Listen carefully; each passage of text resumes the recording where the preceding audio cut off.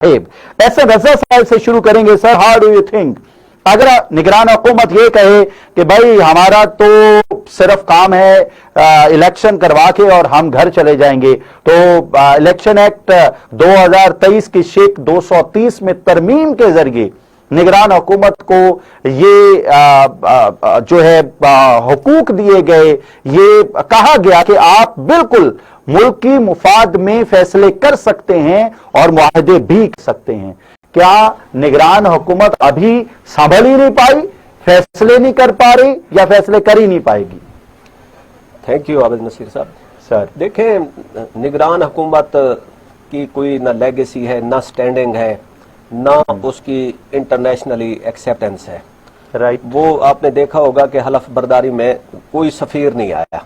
Right. तो इसको एक स्टॉप गैप अरेंजमेंट के तौर पे लिया जाए कि ये बस इलेक्शन कराने आए हैं, बाकी इनसे कोई ज्यादा तवक्कुआत ना रखी जाए। लेकिन सर, आईनी तौर पे तो ये मुआहदे भी कर सकेंगे, ये मुल्क के मुफाद में फैसले भी कर सकेंगे। देखिए, मुल्क के मफाद में फैसले या मुआहदे इतनी हद तक कर सकते हैं कि डे टू डे अफेयर्स चलाने के लिए अगर कहीं पे जरूरत पड़ती है, कोई भी इंटरनेशनल दुनिया से कोई मुआहदा डे टू डे तो नहीं होता। इंटरनेशनल मुआहदा जब अगर कोई एक हुकूमत जाने वाली हो जी, तो उससे भी जो आलमी इदारे हैं मुआहदा करने से कतराते हैं कि इलेक्शन के बाद जो एक मुंतखब हुकूमत आएगी जिसके बाद कोई मैंडेट होगा, ठीक सर, उसके साथ, क्योंकि पॉलिसीज का तसलसल चाहिए होता है। Right sir. इसी तरह कोई गवर्नमेंट अनपॉपुलर हो तो उसके साथ भी आलमी इदारे जो हैं वो इस तरह के मुआहदे करने से कतराते हैं। तो ये जो केयर टेकर गवर्नमेंट है, इससे अगर हम कोई तवक्को रखें, बहुत ज्यादा तवक्को रखें, या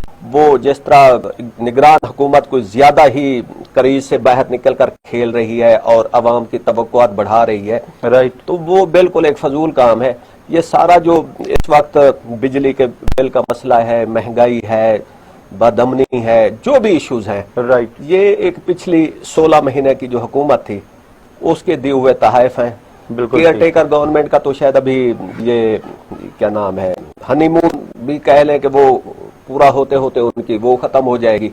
ठीक। और ये पाशा साहब ने अपने पिछले आर्टिकल में इन्होंने जो पिछली हुकूमत थी उसके जो किरदार को है बहुत अच्छी तरह उजागर किया है, वो खुद वो एक्सप्लेन करेंगे। नहीं सर, ऐसे रजा साहब मुझे ये फरमाइए, आप ये कह रहे हैं कि ये कोई हनीमून चल रहा है और अवाम बेचारी मर रही है, पुलों से छलांगे लगा लगा के खुदकुशी कर रही है, और यहाँ हनीमून पीरियड चल रहा है, और आप भी बड़े इत्मीनान के साथ कह रहे हैं कि nothing to be worried about, things are going fabulous and we should not take them to the court that they are doing wrong, things will get worst in next 3 months as long as but problem is they people are here to solve the problems of no, they are not here to solve problem. They shouldn't think themselves as a reformer, as a government, proper government. उनको अपने mandate में ही रहना चाहिए। Then sir, what about the amendments which are being done by the last government? Election act 2023 की शेख 230 में तरमीम करके क्यों ये तफवीज किया गया कि आप अमेंडमेशंस करके, आप वायदे करके, आपको लगता है कि मुल्क इस तरह ठीक चल सकता है तो आप कीजिए।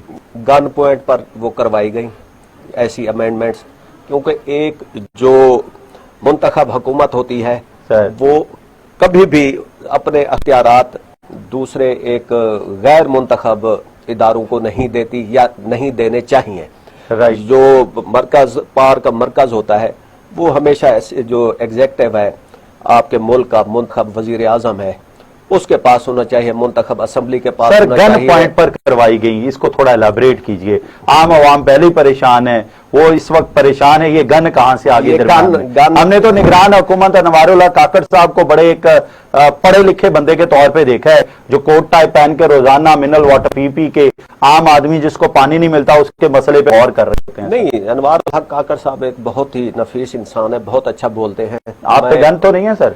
मैं उनकी नियत पे शक नहीं कर रहा। अच्छा। लेकिन ये जो अमेंडमेंट्स की बात है, देखें ये प्लान कोई छुपा ढका नहीं है। आपने पहले से डिजाइन देख लिया कि पंजाब में और केपी में इलेक्शन नहीं कराए गए। अभी भी जो इदारे हैं उनको सूट करता है कि इलेक्शन डिले कराए जाएं, कुछ चीजें वो अपने तौर पर सेटल करना चाहते हैं, लेकिन उनसे ये सेटल नहीं होंगी। इकोनॉमी उनके बस की बात नहीं है। हमने मार्शाल्लाह देखे 11-11 साल का पीरियड दिया गया है, बहुत उनकी जो लेगेसी है बहुत खराब होती है। वो आगे फिर जाकर आपका जो मुंतखब वजीर आजम है वही आके हमेशा उन्होंने ही ठीक किया है। तो अभी भी हमें माजी से सबक सीखना चाहिए। तो ये निगरान हुकूमत से आज आपकी जो बहुत ज्यादा तवक्कुआत है, मैं इस पे दुआ ही कर सकता हूं कि अल्लाह करे उनके पास कोई एक अच्छा हल निकल आए। लेकिन अगले जो 2-3 बिजली के बिल आएंगे अगले 2-3 महीने में, और इस दौरान अगर इलेक्शन हो जाते हैं तो वो सारा उनकी जो उम्मीदें हैं, जो प्लान है, उनके ऊपर पानी फिर जाएगा। नहीं सर, एक तरफ आप कह रहे हैं इस दौरान अगर इलेक्शन हो जाते हैं, एक तरफ आप प्रेडिक्शन कर चुके हैं कि मुझे जल्द इलेक्शन होते नजर नहीं आ रहे। If I am wrong please do me correct. आप कह चुके हैं कि शायद 2 साल इलेक्शन ना हो। 2 साल तो मैंने नहीं कहा, लेकिन जो एक आइन में लिखा हुआ है कि 90 दिन में इलेक्शन हो, 60 दिन या 90 दिन, जी जी, कम अज कम उसमें नहीं होते नजर आ रहे, और उसमें हो जाने चाहिए। तो इनके लिए यह बाइज्जत रास्ता है कि ये केयर टेकर और जो पावरफुल इदारे हैं इन दोनों की आपकी तरफ दोबारा आता हूं। तो सर, या फिर ये हमारे सिर्फ इंटरनली हमारे कसूर है सर? देखें, कसूर तो at the end of the day आप अपने गवर्नमेंट पे ही करेंगे, पब्लिक पे करेंगे, कोई बाहर पे वो जो हम साजिश न्यू वर्ल्ड ऑर्डर कितना मुतासर कर रहा है हमारे इस सिस्टम को, मुआशी सिस्टम को? देखें, वो उसको छोड़ के ना थोड़ी देर के लिए हम आ जाते हैं, इकोनॉमी पे ही फोकस करते हैं सर, और उस पे हम ले लेते हैं IMF की जो फोरकास्ट है, प्रोजेक्शन है हमारी इकोनॉमी के बारे में, वर्ल्ड बैंक की है, ठीक, और एक एशियन डेवलपमेंट बैंक की है, राइट। तो अभी 2024 इसमें जो है आपकी अभी जो है ना नेगेटिव में हमारी जो GDP ग्रोथ है उन्होंने उसमें रखी हुई है। 2024 में और 25 में वो 1% से 1.5% तक इसकी वो प्रोजेक्शन देख रहे हैं। 2027 में जाकर ये 3.5 से ऑनवर्ड कोई इसकी हमारी जो ग्रोथ है ना वो होगी। तो आइंदा आने वाले जो 3-4 साल है वो बहुत मुश्किल है। तो उसमें अब हमें क्या करना है? पाशा साहब ने कहा कि जी हमें अपना घर ठीक करना है, अखराजात जो है ना अपने वो कम करने हैं कि आपकी डिपेंडेंस अब जितनी इनकम है उसके मुताबिक वो चले बेहतर। जी अब इधर हो नहीं सकते, पॉलिटिक्स इतनी है, हमने गवर्नमेंट का साइज इतना बड़ा कर दिया है कि वो गवर्नमेंट के अखराजात पूरे करते करते ठीक वो जितनी टैक्स कलेक्शन है, जितना बाहर से पैसा आएगा, जितना रेमिटेंसेज आएंगी, जितना आप ठीक एक्सपोर्ट से पैसे कमाते हैं, वो आपकी गवर्नमेंट को फीड किए जा रहे हैं। एक आपने सोल्यूशन बताया कि जी चल एक पेट्रोल है तो वो उसको ईरान से। अच्छा, ये कंफर्म कर दीजिए, क्या वाकई 40% कोयटा के बॉर्डर से स्मगल हो रहा है पेट्रोल ईरान से? वो ब्लू गाड़ियां बड़ी मशहूर हैं आजकल चल रही हैं, ब्लू टाइप एक हाईएस्ट टाइप गाड़ियां हैं, वो कंटेनर्स भर भर के उसमें रखे जा रहे हैं और वो सरहद पार कर रहे हैं।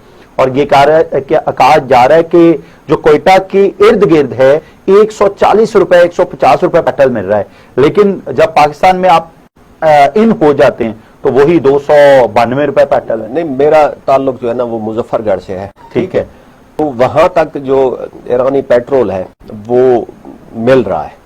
हाँ, और उसका जो रेट है वो जो पेट्रोल पंप की जो प्राइस होती है उससे 100 रुपये कम पे होता है। अच्छा, ये है, अगर है तो हम सारा ईरानी पेट्रोल क्यों नहीं ला सकते? प्रॉब्लम क्या? नहीं, ये इकोनॉमी के लिए नुकसानदेह है। वाई? क्योंकि हम जो अपने रिफाइनरी के थ्रू पेट्रोल पंप और इनको वो करते हैं या गवर्नमेंट खुद इंपोर्ट करके वो करती है, उसके ऊपर रेट वही पड़ता है जो आप कह रहे हैं 50 रुपए, और वो ये फिर एक्स रिफाइनरी जब उस पर टैक्स पड़ते हैं उससे वो नहीं सर, मुझे अवाम भी इस बात को समझना चाहेगी, मतलब क्या दिक्कत है? एक हमें 40 रुपए लीटर पेट्रोल मिल रहा है, नहीं है, आप 150 रुपया लीटर बेच लें। आप जो रूस से ले रहे हैं, आप जो सऊदी अरेबिया से ले रहे हैं, आप जो रशिया जो भी आ रहा है ना, ठीक है, उसका रेट यही है जो आप कह रहे हैं, ईरान वाला ही रेट है।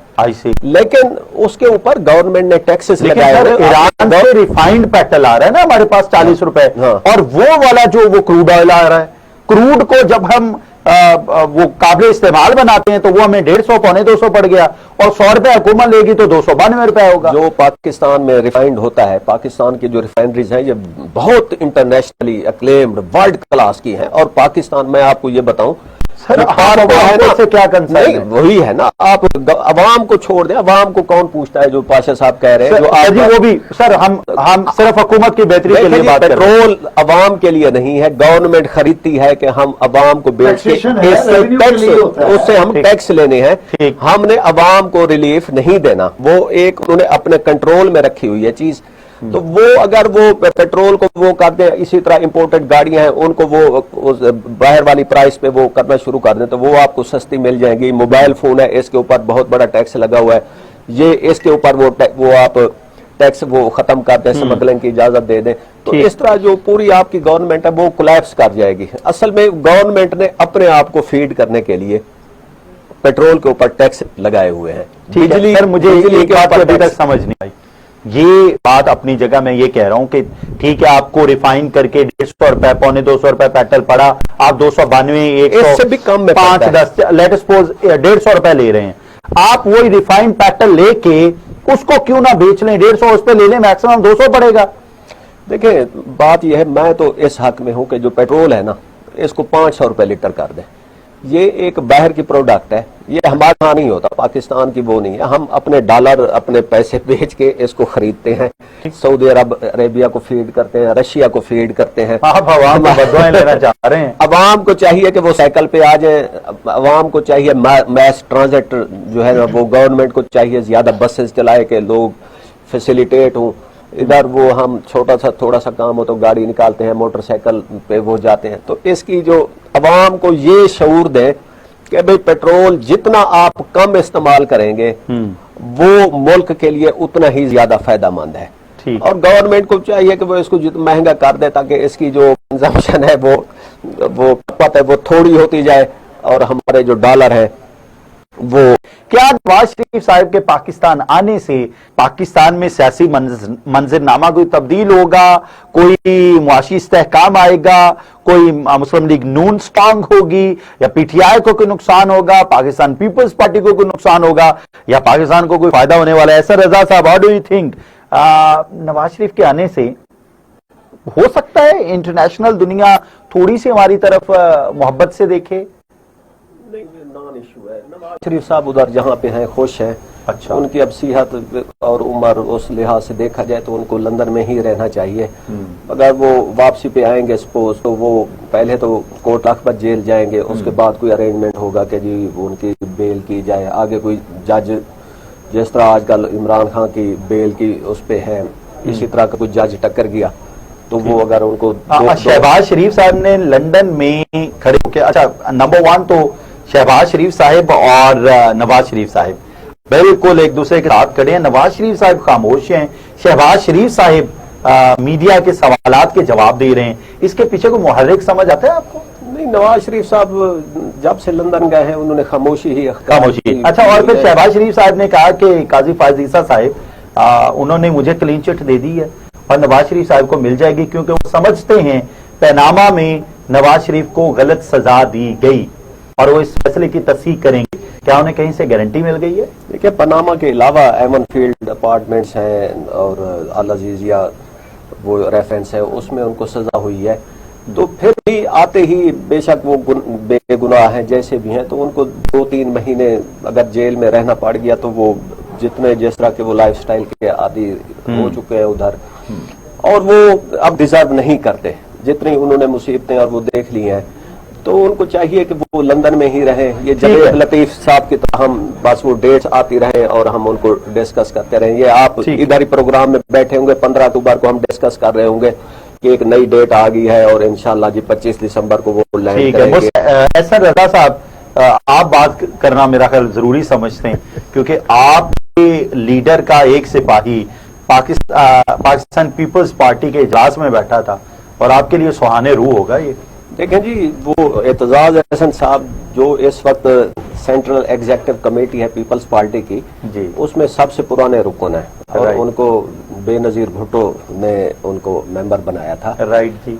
और देखें दरमियान में एक गैप आया जब पीपल्स पार्टी ने कोalition गवर्नमेंट में शमूलियत इख्तियार की, तो उस वक्त एतजाज अहसन ने इसको पीपल्स पार्टी की आइडियालॉजी के खिलाफ समझा कि हमें इस तरह के इकदाम का वो नहीं करना चाहिए। फिर उससे पहले जो एक सिविलियन सुप्रीमेसी का इशू चल रहा था, उनका ख्याल था कि इस मौके पर हमें पीटीआई चेयरमैन के साथ DGISI की तैनाती पर हमें उनके साथ खड़े हो जाना चाहिए कि एक वजीर आजम की जो पावर है वो ज्यादा है।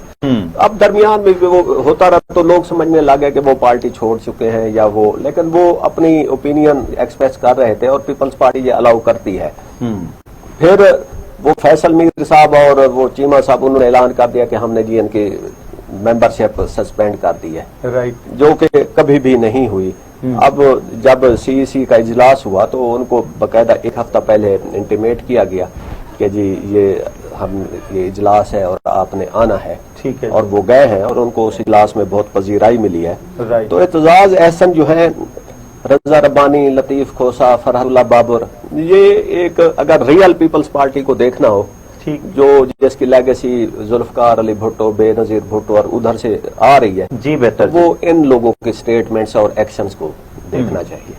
राइट। अच्छा, ऐसे रजा sahab, how do you think, आप जब ये पीटीआई को बैकअप करेंगे, पीटीआई के साथ खड़े होंगे, तो क्या वर्कर जो पीटीआई का वो कबूल करेगा एतजाज अहसन साहब को?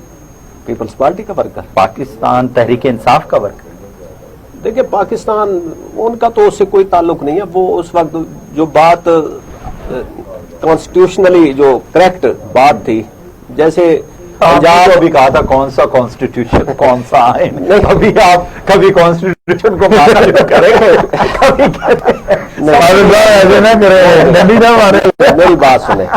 पीपल्स पार्टी की लीडरशिप कोलेशन में थी और वो पंजाब और केपी के इलेक्शन की दबे लफ्जों में या खोल के मुखालफत कर रही थी। ठीक। एतजाज अहसन उस वक्त कॉन्स्टिट्यूशन लेके आ जाते थे कि पीपल्स पार्टी आइन की खालिक जमात है, उसमें 90 दिन का लिखा हुआ है, 60 दिन का लिखा हुआ है, तो ये इलेक्शन होंगे। पीपल्स पार्टी ने तो अब भी ऐलान किया कि 90 दिन के अंदर इलेक्शन होने चाहिए। अभी ऐसे रजा साहब से यही बात पूछूंगा तो ऐसा रजा साहब के बहुत सारे तहफ्फुजात होंगे इस हवाले से। Sir, how do you think? ये जज साहब के, जी, इसमें हम जो है अपनी कॉन्स्पिरेसी थ्योरीज को ही नहीं, जो मैंने कहा वो नहीं आपको फील करता कि हर बंदे ये काम ले सकते नहीं लिया जाता है। सरकार में तो हर बंदा खास है, कोई इनकार नहीं कर सकता। लोग होते भी हैं जो देर की खातर वो हो जाते हैं, डट जाते हैं। अब यही हाई कोर्ट है, इस्लामाबाद हाई कोर्ट, जब जस्टिस अतर बिन अल्लाह थे उस वक्त ये किसी और तरह बिहेव कर रही थी। जब से ये चीफ जस्टिस आए हैं तो उसका जो कंडक्ट है वो ऑल टुगेदर चेंज हो गया है। जो हम सुन रहे हैं सर, एस्टैब्लिशमेंट का वही रवैया होता है जो नवाज शरीफ साहब को हटाने में था। तो कोई जज, किसी ने इनकार किया, किसी अदालत ने इनकार किया, कुछ भी नहीं। और अब एस्टैब्लिशमेंट का रवैया और है, तो अब एस्टैब्लिशमेंट के मुताबिक सारे चल रहे हैं। सर, हमारी जो स्टेट मशीनरी है ये किसी आयन, किसी कानून, किसी कुलिये, किसी कायदे के तहत नहीं है। ये नंबर 1 के साथ होती है, जो बादशाह समझ चाहेगा वही होगा। सर, ये कब तक चलेगा? पाकिस्तान में एस्टैब्लिशमेंट के बगैर ना कोई हुकूमत चल सकती है। जब तक इस मुल्क का मलिया मेट नहीं हो जाता ये ऐसे ही चलता रहेगा।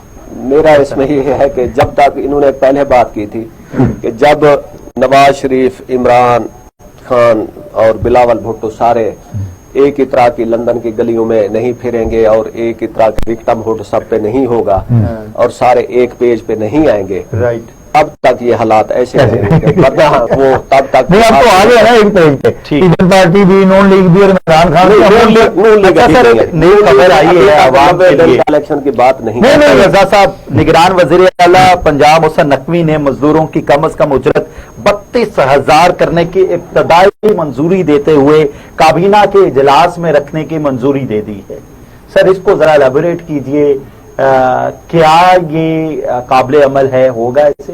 देखिए, ऐलान की हद तक तो हो जाएगा और जो सोशल सिक्योरिटी के साथ मुंसलिक इदारे हैं उनमें जबरदस्ती ये एनफोर्स भी करा लिया जाता है, लेकिन ओवरऑल ये अनरियलिस्टिक है। और 32,000 अगर वेजेस वैसे भी देखी जाए और उसमें ही हुकूमत को कहा जाए कि जी इसका जरा बजट बना दें, राइट, वो हुकूमत के दूसरा आप इदारों के पास चले जाएं, उन्हें कहें कि जी जो इंडस्ट्री है कि जी आप 32,000 इनकी वो कर दें और उनको कहें कि आप अपनी अब फंक्शनल वर्किंग करके दिखाएं। जितना बिजली के रेट्स हो गए, जितना टैक्सेस की भरमार हो गई है, तो ये सारे जो भी इस वक्त स्टेप्स उठाए जा रहे हैं, ये सारे